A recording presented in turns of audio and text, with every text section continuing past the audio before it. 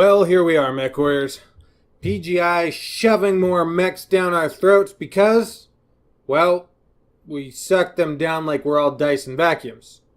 They know us well. Too well. So here it is. The latest and greatest thing that PGI can come up with. A 40-ton mech from 2676. Doing the math, that's almost 400 years ago. Next, PGI is going to release a horse and buggy instead of tanks and VTOLs. Seriously, the Assassin predates the Commando by a decade, and we all know how powerful the Commando has become. Nobody? Nobody? Anybody? Well, I love the Commando, and I think the Assassin will be just as great. So let's look critically at the Assassin. Package pricing. Same crap as always. $20 to get in, which is, a good deal. Then you need to open up some orifice of yours if you want to slurp down the rest of their package. $70 for a full pack. No discount, no lube, just the same price as buying the Kodiaks. But you get a 40-ton IS medium instead. PGI.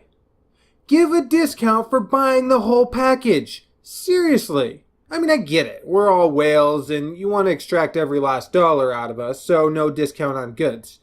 But I believe you can legitimately earn more with lower prices. Let's look at a bit of economics to prove my points. This is the Laffer curve. Now, don't get your pantalones all twisted about the name because it's serious business. Here's an example of how much money PGI would get if they charged $1 million for a mech pack.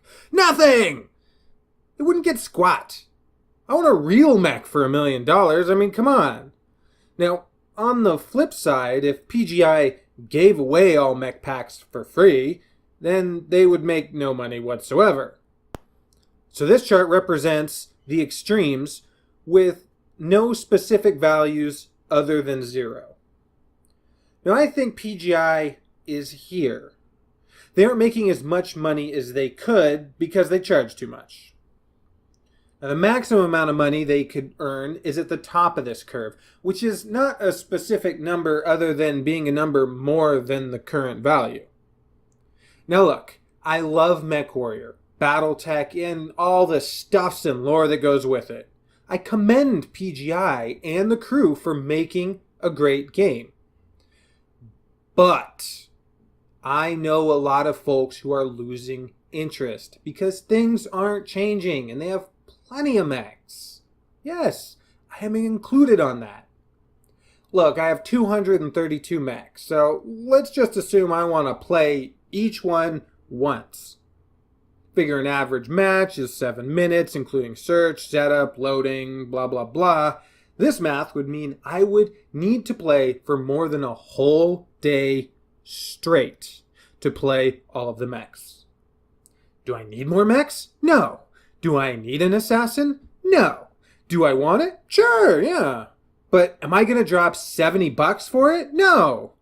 That's the price of a AAA title like Battlefield 1. Instead, I get 7 mechs.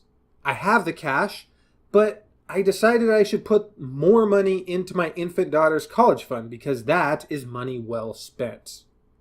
So what would get me to buy all of these mechs? Back to the curve. So if they go any farther over this way, they will quickly dip into a molten cesspool of salt, so deep the Morton Company wouldn't even know what to do with it. So don't do that. But if we go the other way, we need to make sure PGI makes enough money to cover their costs and keep the game going. So let's just say the price becomes $15 to get in. $10 for reinforcements, $10 for each hero and collector's pack. Then knock off $5 for anyone buying the whole pack all at once during the initial period with all of the rewards. Now, that bonus, all in all, is 57% of the original price tag. So would PGI purely lose this money? No! I believe they would sell more. Supply and demand economics dictates that the more people will buy if the price is lower. So I will make a completely unfounded assumption that they will sell 5,000 assassin packages, as is. So for easy math, that's $350,000. And they would sell 8,800 under my package pricing. That's $352,000. Which isn't a whole lot more or anything, but I do believe that lowering the cost will significantly increase sales, particularly with the Assassin, which just will not measure up to the Kodiak, or really a lot of other previous packs. No. Maybe. No. Definitely no. No. Probably not. Perhaps. Absolutely not. Questionable. No. Fuck no. Nope.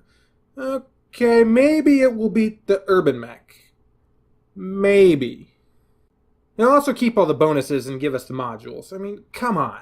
Those things are silly expensive. The main thing here is generating goodwill with the current player base, for which there isn't a ton of right now.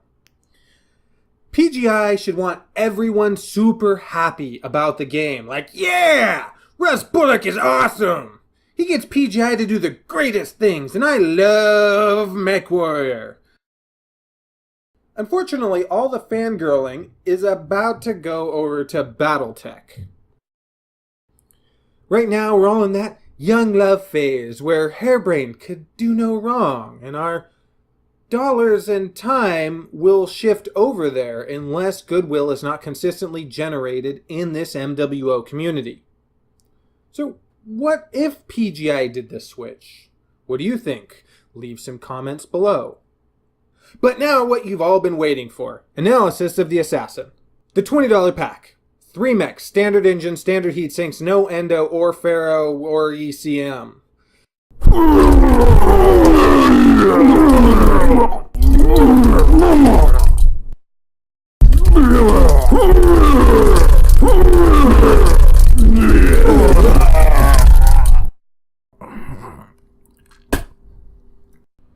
The Assassin will not be that bad, but we need to completely retrofit these mechs from the ground up.